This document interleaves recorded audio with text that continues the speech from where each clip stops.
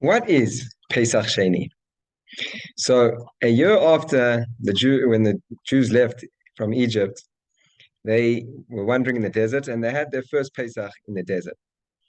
And one of the most significant parts of this Pesach, well, first of all, obviously they had the matza, they had the maror, but one of the most significant parts of it was the Korban Pesach, the Pesach sacrifice.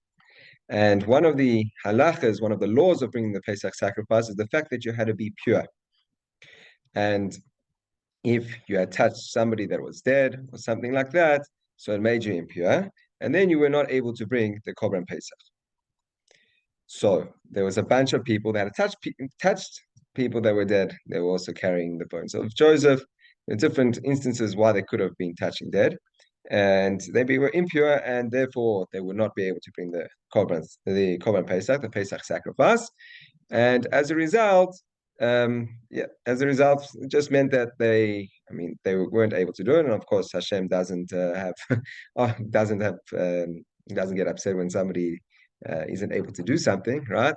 And so that's all it is. It just meant that they couldn't do it. However, these people they weren't up for that. They wanted more. They really, really, really wanted more. They wanted to be able to bring this Korban Pesach, this Pesach sacrifice. And so they went up to Moshe Rabbeinu and they said, Moshe, our teacher, we want to bring the Korban Pesach. How is it fair that just because we've been touching dead and we're impure, why is it fair that we shouldn't be able to bring the Korban Pesach?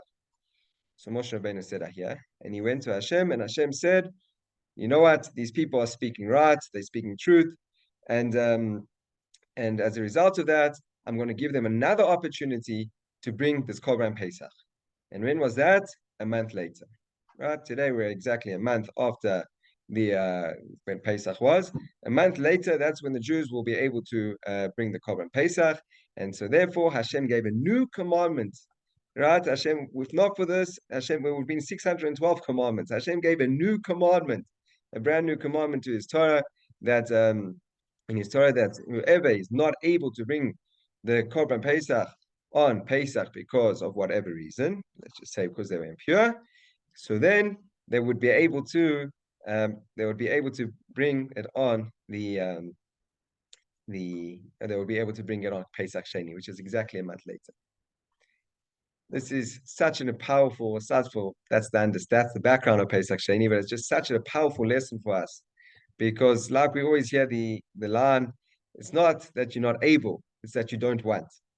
Here you have these people that theoretically they weren't able to bring the Korban Pesach, the Pesach sacrifice, because they were impure.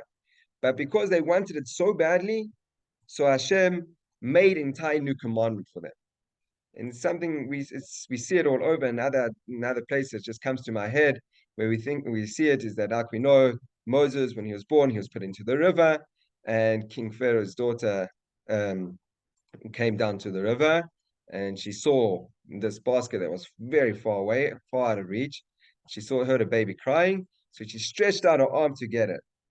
And as a result of that, a miracle happened that her arm stretched, elongated, and she was able to grab onto the basket. And a person could ask, like, what happened over here? Why on earth did she stretch out her hand? Like, there was no ways of you being able to get that basket, right? Why did she do that? But the answer is because she really wanted to. She really wanted that baby, and even though the baby was out of her reach, she wasn't able to get to that baby, but she still tried her best, and she stretched out her arm, and because she wanted it so badly, Hashem changed the entire course of nature, and her arm became elongated, and she was able to get it. This is just how you see how a person, it's not what you're not able, it's just that you don't want. And it's this idea that if we do want, then if not only is it that it changes the courses of nature and like our arms can become elongated if necessary, but it also means that Hashem will add new mitzvahs to his Torah.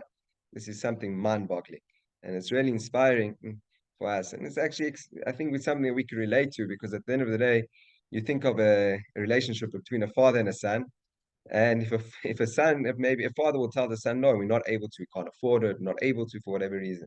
But if the son wants it really badly, the father will go to the other ends of the world.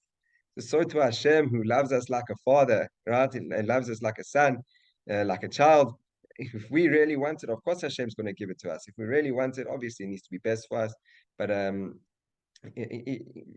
ultimately, if we really, really, really, really, really want something, then there will be nothing to stop that. Wishing everyone a happy Pesach Sheini.